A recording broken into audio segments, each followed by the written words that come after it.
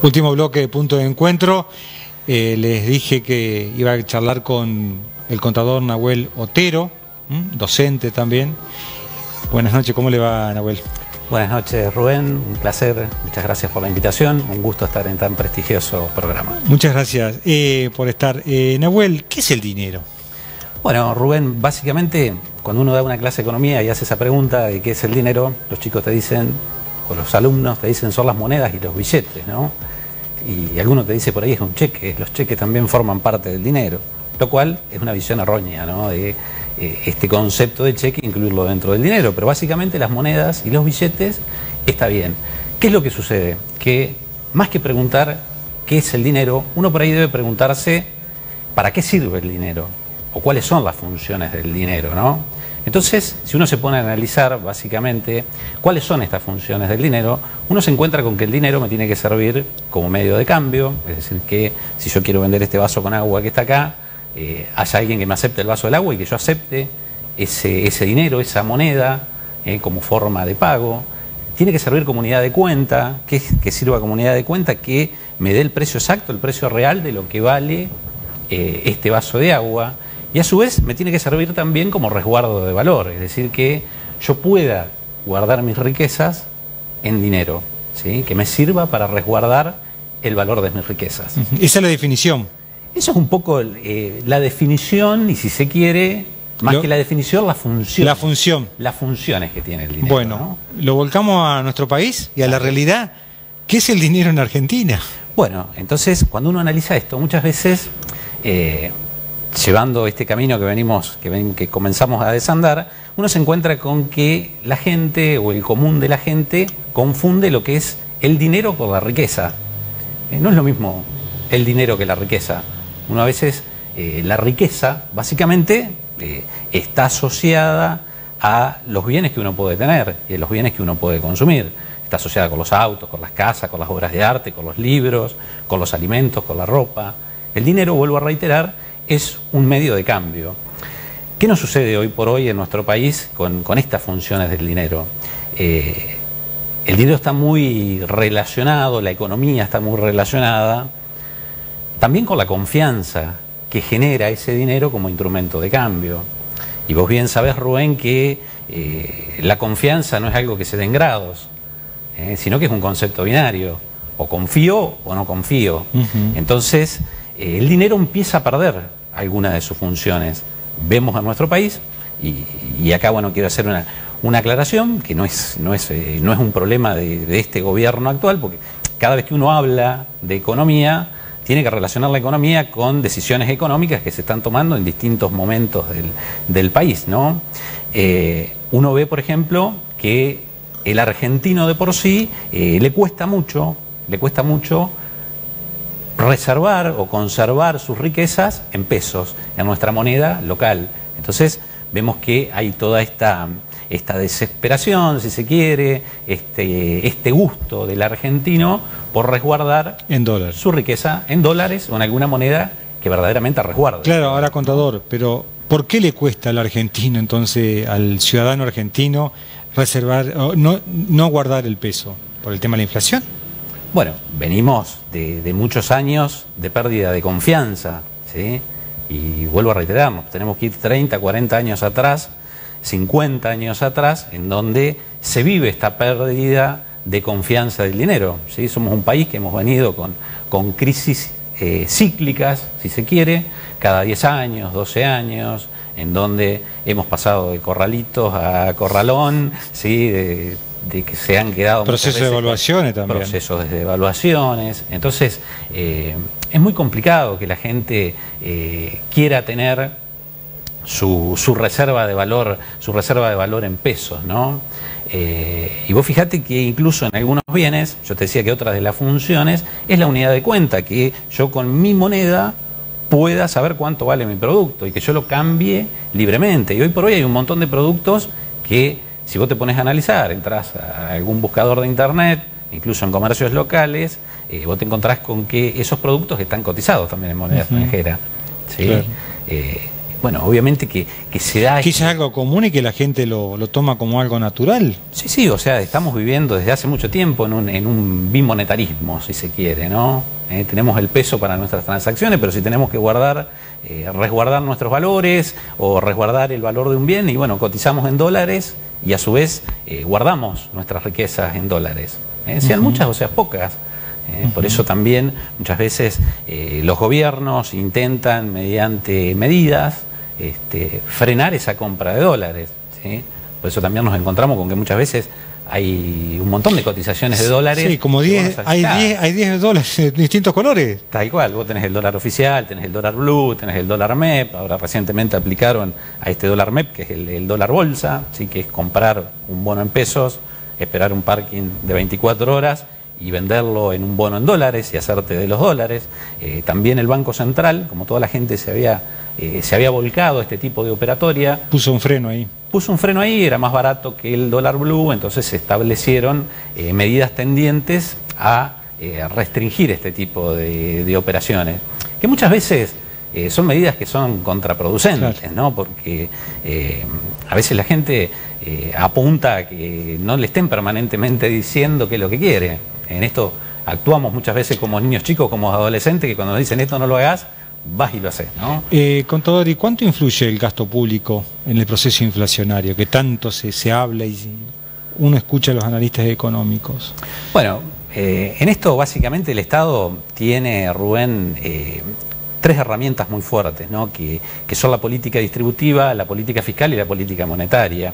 Cuando uno habla de política distributiva, es la reasignación de recursos que hace el Estado a través del gasto público. Un ejemplo, las retenciones que el gobierno le cobra al agro, se queda con ese paquete de dinero y lo distribuye entre los sectores que menos tienen. Lo mismo sucede con aquellas transferencias, jubilaciones, planes de trabajo, que el gobierno sustenta con dinero que recauda a través de impuestos. O sea, gastos e impuestos están sumamente relacionados a través de las políticas distributivas. La otra gran herramienta es la política fiscal, mediante el cual el gobierno, si quiere incentivar el consumo, aumenta el gasto público, que también lo estamos viendo hoy por hoy con esta nueva aparición de los repro, de los créditos a tasa cero. Es decir, se intenta inyectar una mayor cantidad de gasto público al consumidor para tratar de incentivar el consumo, ¿sí? Y la otra gran herramienta, es el de la política monetaria, que básicamente es lo que hace el Banco Central con la cantidad de dinero que hay en circulación y con las tasas de interés que se aplican para poder obtener un crédito, para pedir un préstamo. Entonces, también esta es la otra herramienta que tiene el gobierno para incrementar la cantidad de... Y a través de la emisión, dice usted. A través de la emisión, exactamente, o a través de las tasas. ¿Sí?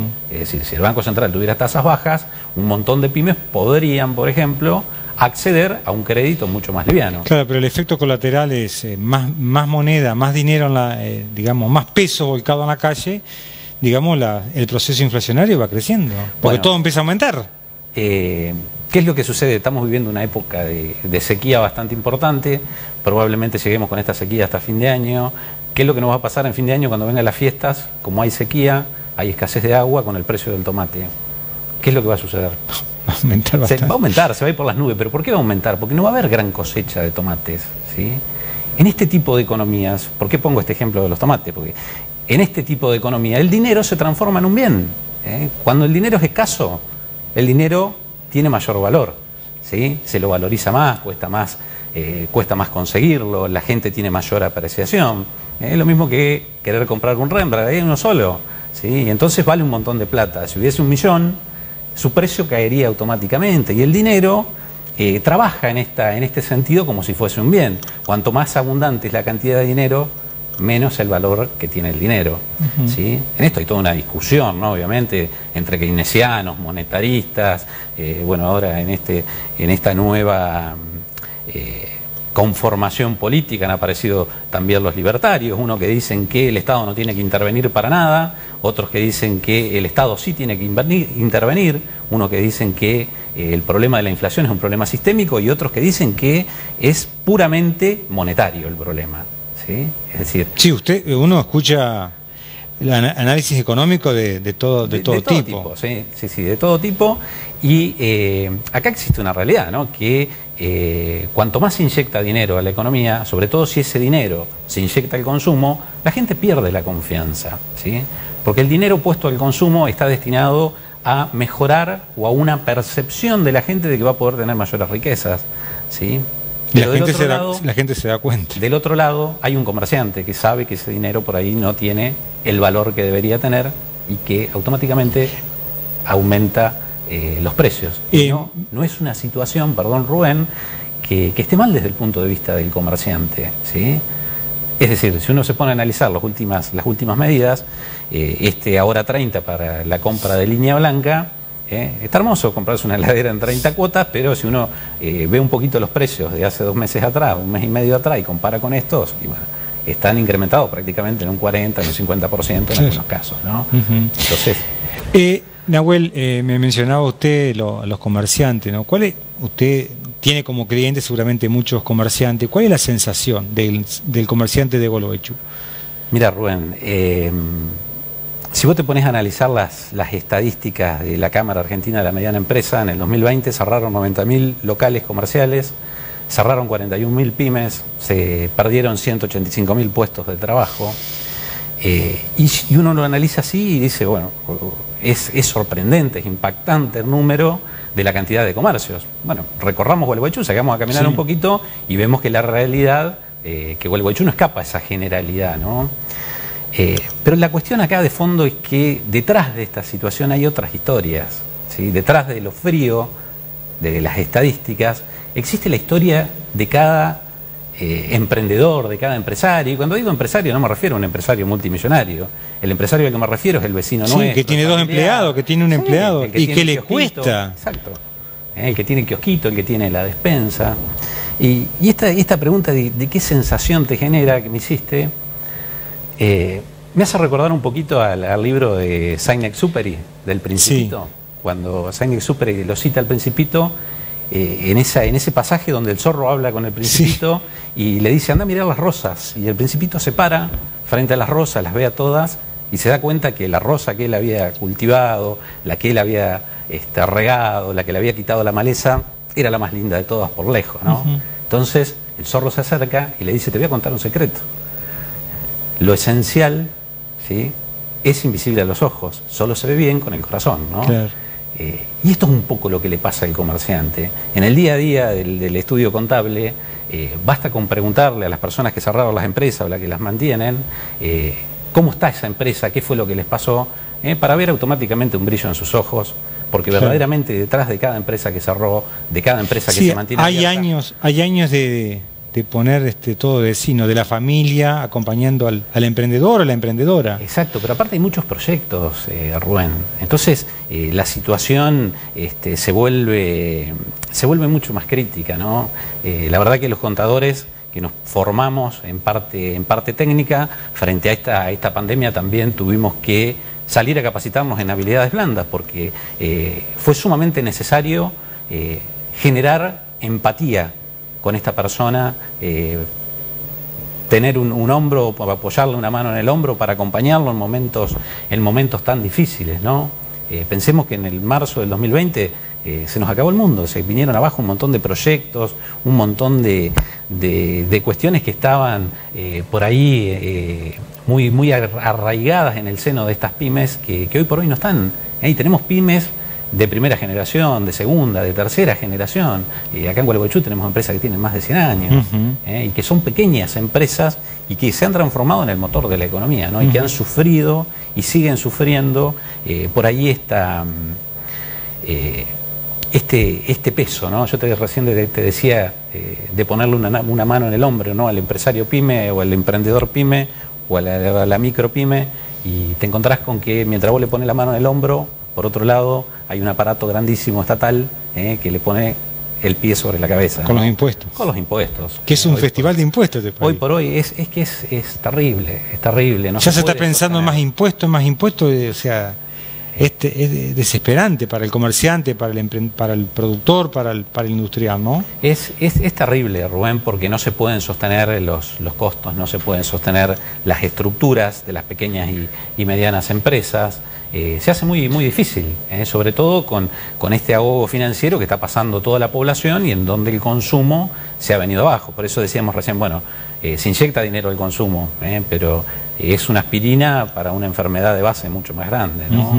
La última pregunta que le hago, contador, la inflación, que yo soy recurrente con este tema, ¿la generamos nosotros como sociedad o la genera el Estado con sus decisiones? Porque escuché a un ministro de Economía decir que somos todos parte del proceso inflacionario. Bueno, es indudable que, vuelvo al concepto de hoy, ¿no? La confianza es un concepto binario, se confía, no se confía. La economía se maneja por expectativas, Rubén, y las expectativas están en la gente. ¿Sí? La gente, nadie sale a la calle pensando que le va a ir mal o que te va a pasar un auto por arriba, pero para que eso no suceda, tienen que haber normas claras, tiene que haber pautas concretas. Y sobre todo, nos falta por allí que haya unas políticas de Estado, independientemente del partido que gobierne. Esto se ve latente y lo vemos que otros países como Uruguay, incluso... Sí, cambian los gobiernos, pero se sigue las políticas. O sea, acá es normal cambiar todo. Hay un norte, hay un objetivo hacia dónde ir.